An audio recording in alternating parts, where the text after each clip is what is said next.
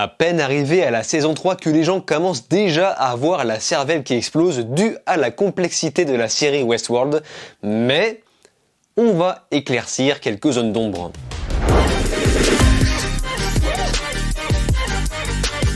Salut à tous, c'est Vince, alias Amir Game, et aujourd'hui, troisième vidéo sur la série Westworld, plus principalement la saison 3. Alors évidemment, pour ceux qui sont venus plus principalement pour la critique, je vous invite à vous porter sur la première vidéo que j'ai faite sur l'épisode 1, où pour le coup, en plus de donner une critique sur le premier épisode de la saison 3, je donne également un avis global sur la série Westworld, et c'est la raison pour laquelle je ne vais pas tout répéter tout ce que j'ai déjà dit.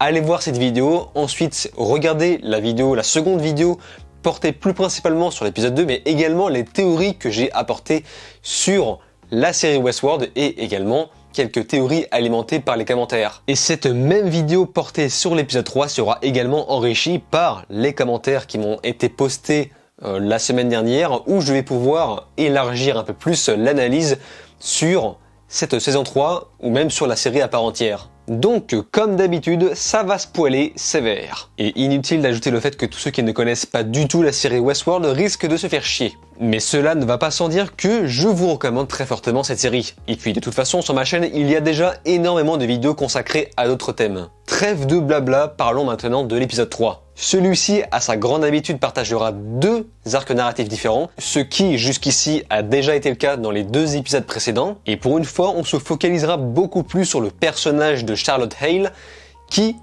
dans cette saison 3, sera réincarné en Hôte. Je rappelle que Dolores a tué l'authentique Charlotte Hale à la fin de la saison 2. Et aussi étrange que ça puisse paraître, l'Hôte a beaucoup de mal à gérer ce nouveau corps, qui, je le rappelle, appartient à celui des ennemis. Elle manifestera un énorme trouble de personnalité en se scarifiant, comme si la Charlotte originale était en elle et essayait de se manifester. Et sa tâche est plutôt rude car elle devra continuer de faire semblant de se faire passer pour l'original dans l'entreprise Delos, qui sera confrontée à un énorme problème, j'ai nommé Enguerrand Serac. Et en alternance, on retournera sur le personnage de Caleb en liaison avec Dolores. Il se passe plus ou moins ce qu'on pensait, mais on va y venir. Alors tout d'abord, j'aimerais revenir sur une sorte de théorie que j'avais évoqué la semaine dernière, sur le fait que Enguerrand Serac n'est pas réel.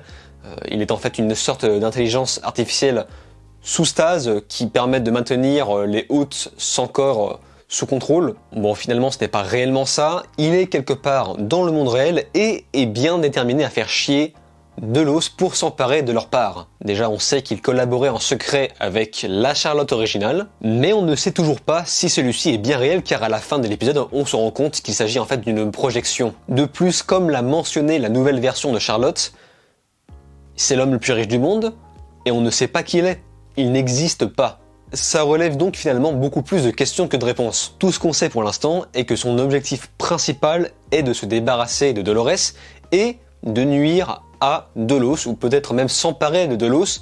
Mais pourquoi? Pour de l'argent, alors que c'est l'homme le plus riche du monde? Ou plutôt pour le contrôle? Moi personnellement, je pencherais plutôt sur la deuxième option. Mais le fait est que pour l'instant, la série nous montre clairement qu'il est en train de rentrer dans le piège de Dolores. L'hôte de Charlotte a réussi à entrer en contact avec Serac, et le tout sans se faire repérer. Elle a enfin pu éclaircir quelques zones d'ombre. Le fameux mystérieux acheteur milliardaire de Delos est en fait Serac, donc on a enfin un visage sur ce mystère, mais on est dans Westworld et je me permets d'avoir quelques doutes. Rien ne nous dit que pour l'instant Enguerrand est en train de la duper et qu'il sait parfaitement que celle-ci est une version haute de la Charlotte originale. Et c'est plutôt bizarre qu'il ne se questionne pas sur le comportement étrange de Charlotte, qui n'a l'air de pas comprendre ce qui se passe, alors qu'ils sont censés collaborer ensemble. Ou si ça se trouve, c'est juste une incohérence à la con. Notez qu'à côté, cette nouvelle version de Hale a réussi à recréer des liens avec le fils du personnage original. On comprend donc que même si l'original se comportait comme une connasse, on peut dire ce qu'on veut, celle-ci avait également une vie comme tout le monde. Un mari, un enfant, un travail, etc.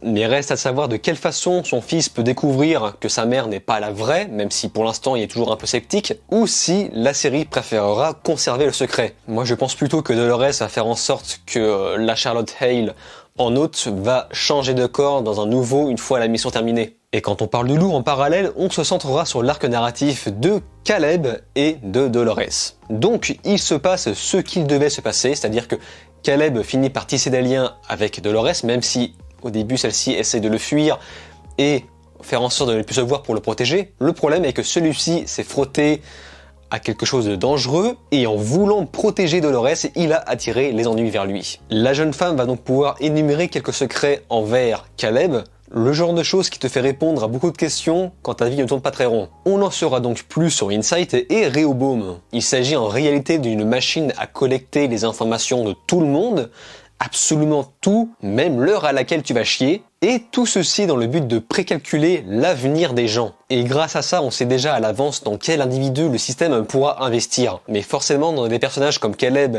qui lutte dans sa survie, qui tente tant bien que mal de trouver une situation normale, et qui est obligé de commettre des crimes pour apporter des soins à sa mère malade, le système en déduit que ce personnage, par exemple, est suicidaire et qu'il se suicidera à tel moment, à tel endroit. Donc qu'est-ce que le système fait contre ce genre d'individu? Eh bien on le rejette. Bon, il est évident que tout ceci est une sorte de critique des réseaux sociaux actuels qui collectent nos informations pour pouvoir cibler les publicités ou encore même offrir des informations aux très gros employeurs, de manière à cibler à l'avance quel employé est plus éligible d'être choisi ou non. Au final, cette série a très peu de différence avec la réalité. Rehoboam est finalement une sorte de réseau social du futur ultra poussé et amélioré. Et si j'ai bien compris, les informations sont collectées à l'aide d'un genre d'implant dans le palais. Et au final, je vais encore faire chier avec cette théorie, mais j'ai envie de revenir sur le fait que tout ceci est une simulation, un genre de future world. Du fait que Caleb sera potentiellement une machine, car malgré le fait que, comme je vous l'ai dit,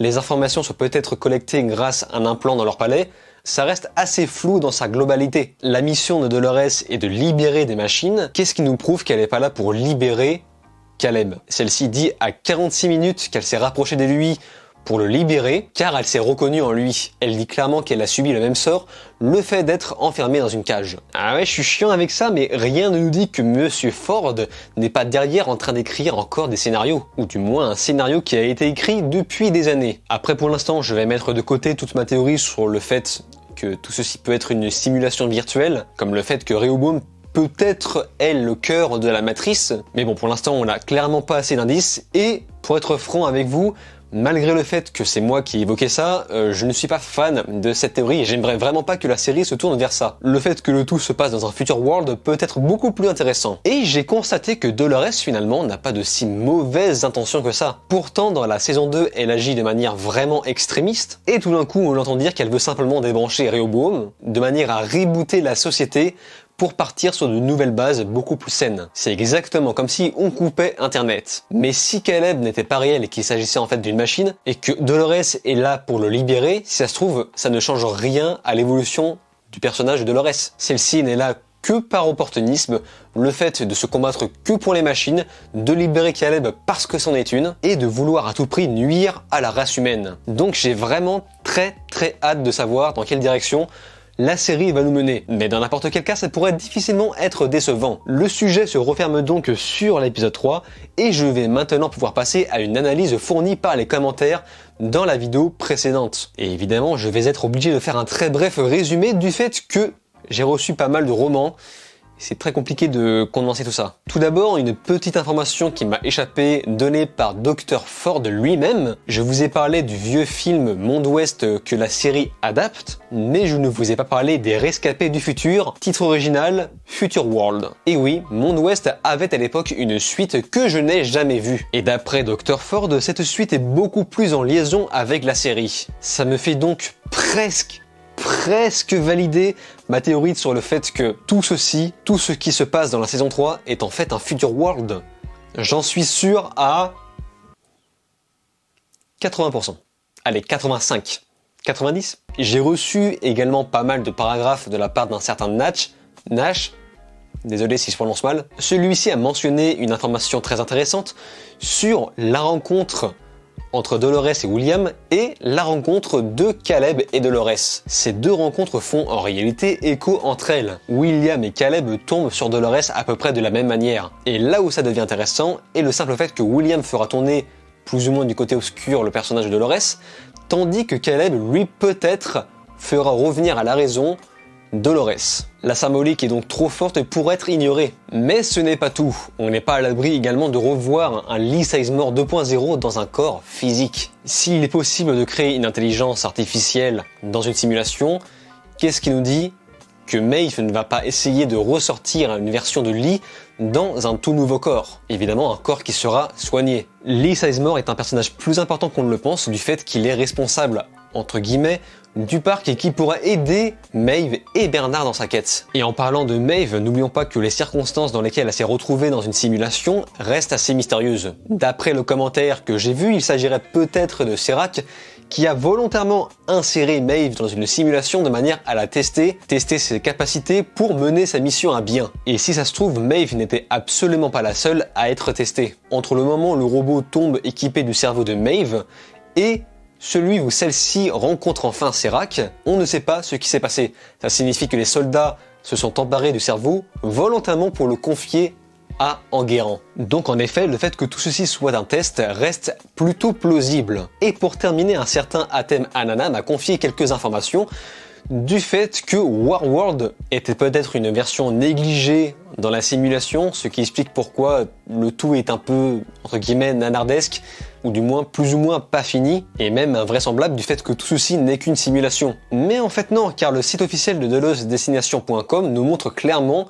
que ce parc existe dans la réalité. Donc forcément, j'ai jeté un petit coup d'œil sur ce site consacré uniquement à la série pour l'immersion de la série. On peut y trouver des cartes de chaque parc, c'est vraiment très intéressant à regarder. Et surtout, dans Delos Destination, on y trouve une sélection des différents parcs. Et parmi les parcs que nous a pas présenté la série, on y trouve un certain buggé, comme s'il s'agissait d'une simulation, mais qui pourtant n'est pas Warworld. Donc est-ce que je peux me permettre de revenir sur ma théorie de la simulation virtuelle, le fait que tout ceci soit faux? Est-ce qu'il s'agirait en fait de Future World, ou est-ce que celui-ci ne serait pas le parc fermé par les visiteurs, visible encore une fois depuis le site? On nous montre clairement qu'il existe un parc fermé au public. Et ça relève encore et toujours tout un tas de questions. Et évidemment, il ne s'agit pas de Westworld car celui-ci est déjà visible dans les sélections avec le monde des samouraïs. Donc, énormément de questions, beaucoup plus de questions que de réponses. On a quand même eu le droit à quelques éclaircissements, mais